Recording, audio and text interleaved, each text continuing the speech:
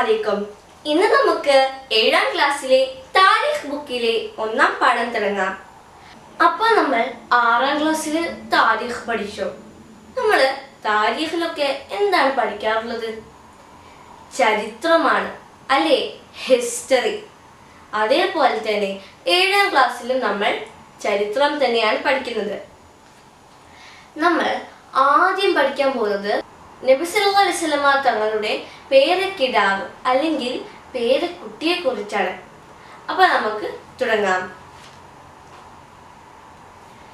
ബിസ്മില്ലാഹിർ റഹ്മാനിർ റഹീം. അൽഹംദുലില്ലാഹില്ലദി അല്ലംനാ അഹ്കാമുശ് ശറാഇദ്ദീൻ വസ്സലാത്തു വസ്സലാമു അലാ മൻ അർസല റഹ്മത്തൽ ആലമീൻ وعلى آله وصحبه أجمعين ومن اتبعهم بإحسان إلى يوم الدين أما بعد. പാഠം 1. പ്രിയപ്പെട്ട കൊച്ചുമകൻ. അപ്പോൾ നബി സല്ലല്ലാഹു അലൈഹി വസല്ലമ തങ്ങളുടെ പ്രിയപ്പെട്ട കൊച്ചു പേരക്കിടാവാണ് അല്ലേ? നബിയുടെ മകനല്ലെങ്കിലും നബിയുടെ സ്വന്തം മകനെ പോലെയാണെന്ന് നബി അവരെ വാത്സല്യത്തോടെ സ്നേഹിച്ച് പോറ്റിയിട്ടുള്ളത്. ഇനി നോക്കൂ നബി സല്ലല്ലാഹു അലൈഹി വസല്ലമ തങ്ങളുടെ തോളിൽ ഒരു കുട്ടി. തോളിലിരിക്കുന്ന കുട്ടിയെ സ്നേഹത്തോടെ തലോടി കൊണ്ട് നബി സല്ലല്ലാഹു അലൈഹി വസല്ലമ തങ്ങൾ പറയുന്നു, അല്ലാഹുമ്മ ഇന്നി ഉഹിബ്ബുഹു ഫഅഹിബ്ബുഹു. അല്ലാഹുവേ, ഞാൻ ഇവനെ ഇഷ്ടപ്പെടുന്നു, ഇവനെ നീയും ഇഷ്ടപ്പെടണമേ. ആരാണ് ഈ കുട്ടി എന്ന് അറിയാമോ? അത് ഹസൻ റളിയല്ലാഹു അൻഹു ആണ്. അപ്പൊ എന്താണ്, നബിയുടെ പേരക്കിടാവിന്റെ പേരാണത് ഹസൻ റളിയല്ലാഹു അൻഹു അല്ലേ? അപ്പോ നബിയുടെ തോളത്തിലൊരു കുട്ടിയുണ്ട്. എന്നിട്ട് അതിന്റെ തല ഓടിക്കൊണ്ട് നബി എന്ന് പറഞ്ഞു, അല്ലാഹുമ്മ ഇന്നി അഹിബ്ബുഹു ഫഅഹിബ്ബുഹു. ഞാൻ ഇവനെ ഇഷ്ടപ്പെടുന്നു, നീയും ഇവനെ ഇഷ്ടപ്പെടണേ അല്ലേ? ഈ ഒരു പ്രാർത്ഥന കിട്ടാൻ വേണ്ടിയിട്ട് ഹസൻ റളിയല്ലാഹു അൻഹു എന്ത് ഭാഗ്യവാനാണ് അല്ലേ? പിന്നെയോ അലി റളിയല്ലാഹു അൻഹുവിന്റെയും ഫാത്തിമ ബീവിയുടെയും മകനായ ഹസൻ റളിയല്ലാഹു അൻഹു. അപ്പൊ നബിയുടെ മകൾ ഫാത്തിമ ബീവിയുടെ മകനാണ് ആര്?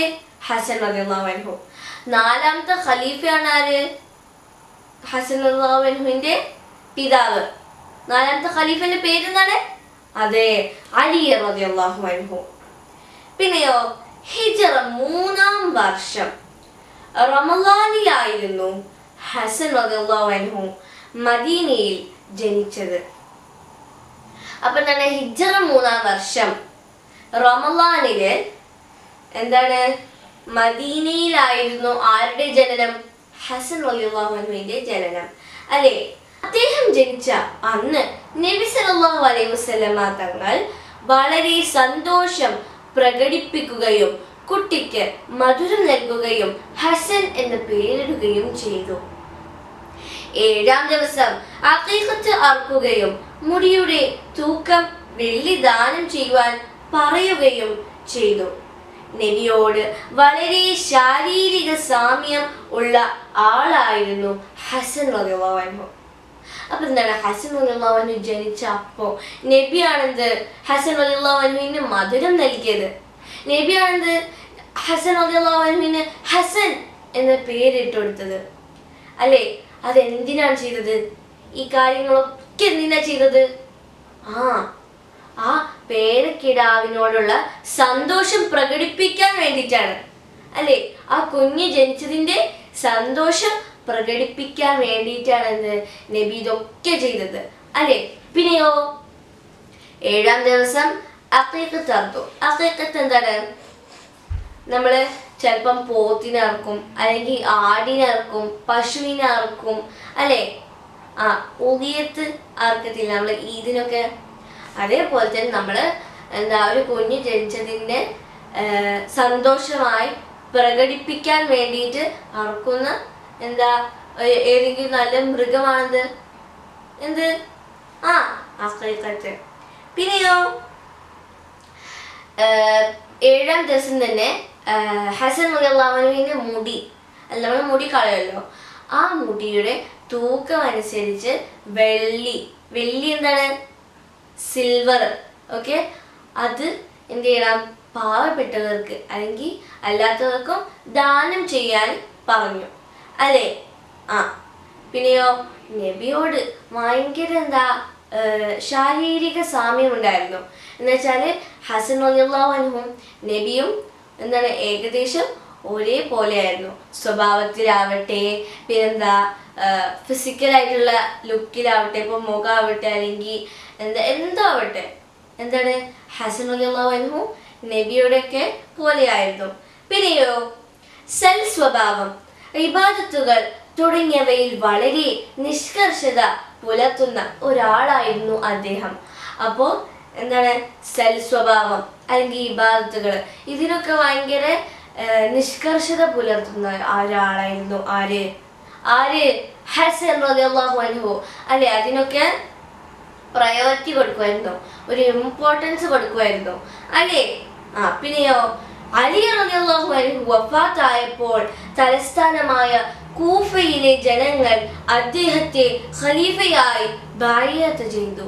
അപ്പൊ അലി റളിയല്ലാഹു അൻഹു ആരാണ്? ഹസൻ റളിയല്ലാഹു അൻഹുവിന്റെ പിതാവാണ്, അല്ലേ? അപ്പൊ അലി റളിയല്ലാഹു അൻഹു വഫാത്തായപ്പോ എന്ത് ചെയ്തു? അലി റളിയല്ലാഹു അൻഹുവിന്റെ സ്ഥാനം എടുക്കാൻ വേണ്ടിയിട്ട് ഹസൻ റളിയല്ലാഹു അൻഹുവിനെ എല്ലാവരും എന്ത് ചെയ്തു? ബൈഅത്ത് ചെയ്തു, തെരഞ്ഞെടുപ്പെടുത്തി, അല്ലേ? ആ, പക്ഷേ അവിടെയാണെന്ന് ഒരു സംഭവം നടന്നത്. എന്താണ്? നോക്കൂ. എന്നാൽ ഡമാസ്കസിലെ ഗവർണർ മുആവിയ റളിയല്ലാഹു അൻഹുവിന് ഇതിനോട് യോജിപ്പുണ്ടായിരുന്നില്ല.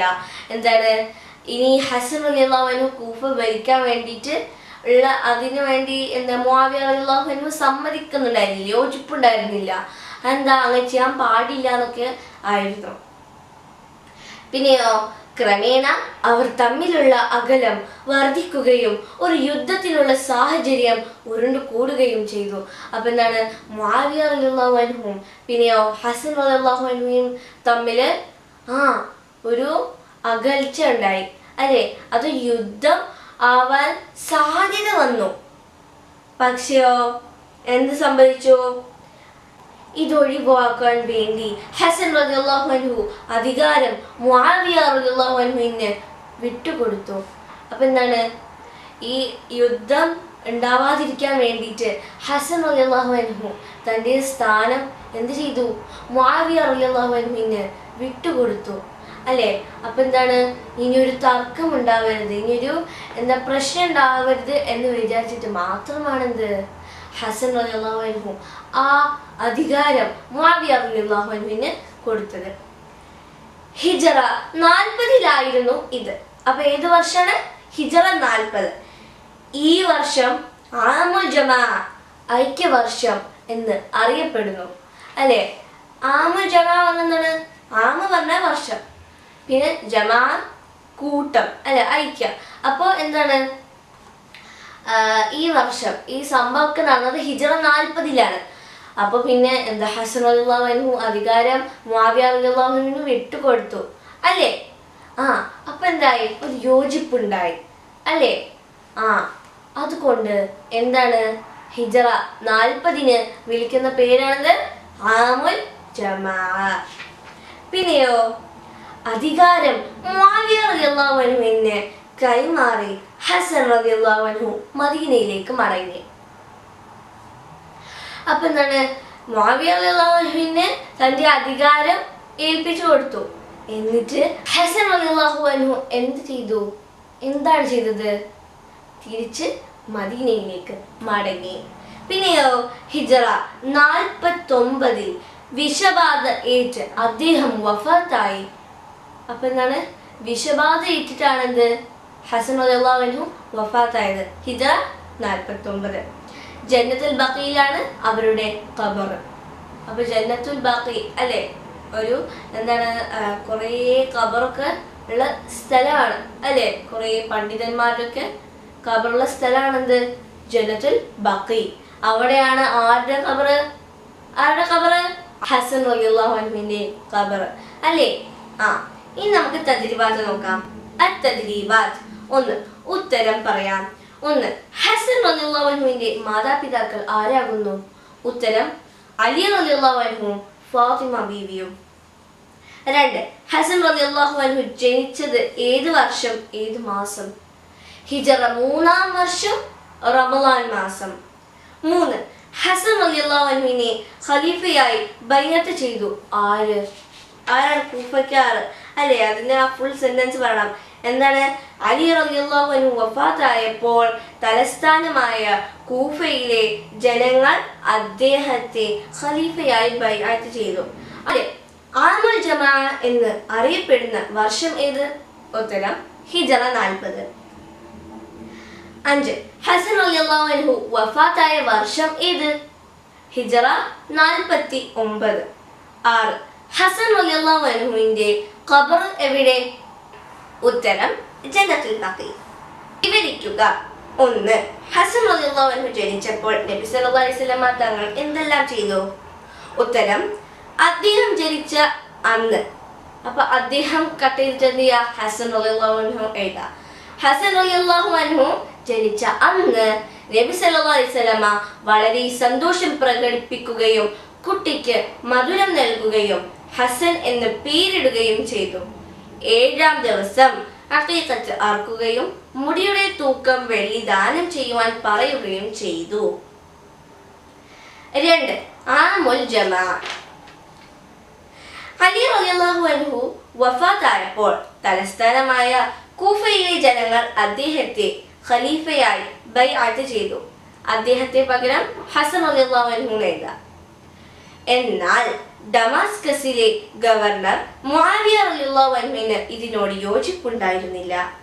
ക്രമേണ അവർ തമ്മിലുള്ള അകലം വർദ്ധിക്കുകയും ഒരു യുദ്ധത്തിനുള്ള സാഹചര്യം ഉരുണ്ടുകൂടുകയും ചെയ്തു. ഇതൊഴിവാക്കാൻ വേണ്ടി ഹസൻ റളിയല്ലാഹു അൻഹു അധികാരം മുആവിയ റളിയല്ലാഹു അൻഹുവിന് വിട്ടുകൊടുത്തു. ഹിജറ 40-ലായിരുന്നു ഇത്. ഈ വർഷം ആമുൽ ജമാ ഐക്യവർഷം എന്നറിയപ്പെടുന്നു. 3. പൂരിപ്പിക്കാം. 1. ഹസൻ റളിയല്ലാഹു അൻഹു ജനനം എന്താണ്? ഹിജറ 3 റമളാൻ മാസം. പിതാവ് അലി റളിയല്ലാഹു അൻഹു, മാതാവ് ഫാത്തിമ ബീവി. മരണം ഹിജറ 49, ഖബർ ജന്നത്തുൽ ബഖീ. ഇനി നമുക്ക് സ്വലാത്ത് ചൊല്ലിയാലോ? സല്ലല്ലാഹു അലാ മുഹമ്മദ് സല്ലല്ലാഹു അലൈഹി വസല്ലം. സല്ലല്ലാഹു അലാ മുഹമ്മദ് സല്ലല്ലാഹു അലൈഹി വസല്ലം. അല്ലാഹുമ്മ സല്ലി അലാ മുഹമ്മദ് യാ റബ്ബി സല്ലി അലൈഹി വസല്ലം. അസ്സലാമു അലൈക്കും.